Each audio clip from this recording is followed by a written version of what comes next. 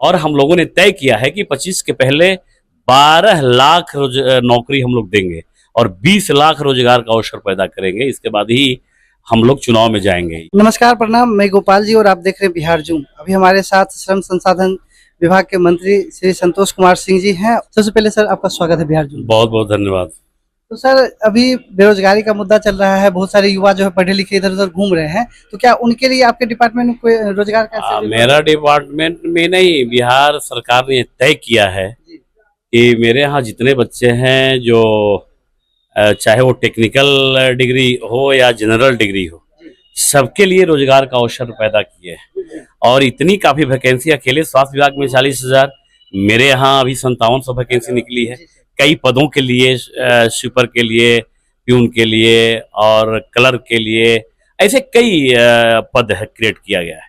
और हम लोगों ने तय किया है कि 25 के पहले 12 लाख नौकरी हम लोग देंगे और 20 लाख रोजगार का अवसर पैदा करेंगे। इसके बाद ही हम लोग चुनाव में जाएंगे। ये माननीय मुख्यमंत्री आदरणीय नीतीश कुमार के नेतृत्व में और उप मुख्यमंत्री आदरणीय सम्राट चौधरी के नेतृत्व में ये फैसला सरकार ले चुकी है और इसके प्रति प्रतिबद्ध है।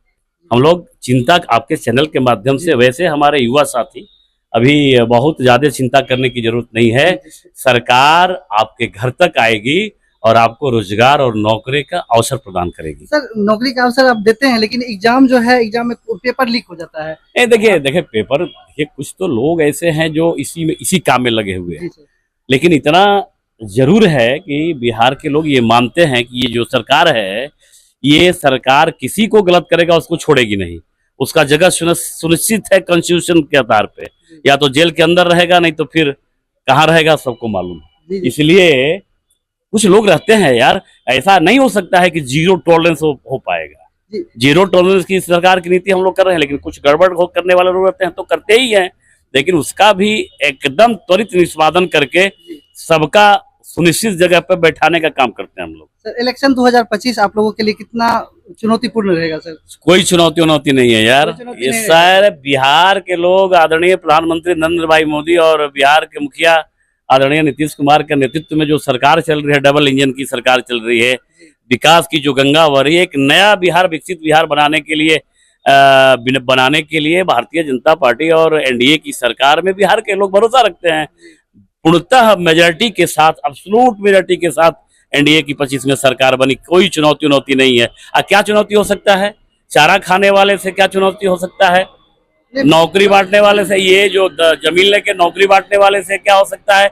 जो आज तक रोजगार नहीं दिया हो, आज तक किसी ने रोजगार का विषय ही नहीं जानता हो अपने माता पिता के राज में, और अपने भी उप मुख्यमंत्री बना उस समय, तो क्या रोजगार की बात करेगा? तो कि सबसे ज्यादा रोजगार तो हम ही लोग दिए हैं।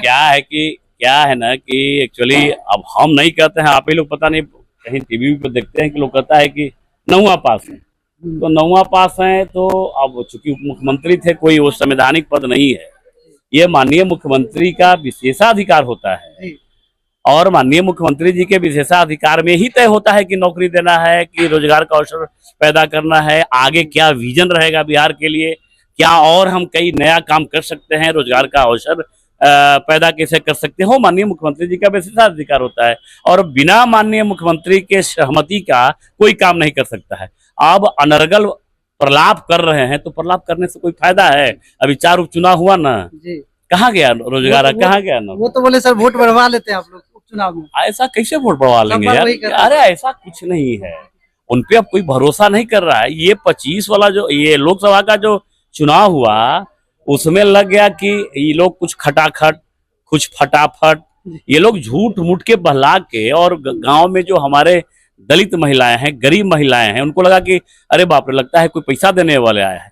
तो ये लोग मदारी है, तो मदारी कब तक करेगा बिहार में? मदारी का काम कब तक चलेगा? ये कोई भरोसा करने वाला नहीं है। तेजस्वी यादव के यात्रा पे क्या कहना चाहते सर? तेजस्वी आज यात्रा भाई वो कर रहे हैं, या कभी कभी तो गुमनाम यात्रा करते हैं, इस बार तो बता के कर रहे हैं, तो इसे लगता है चुनाव आ गया है, क्योंकि उनकी यात्रा सिर्फ चुनाव जब आता है तभी यात्रा होता है।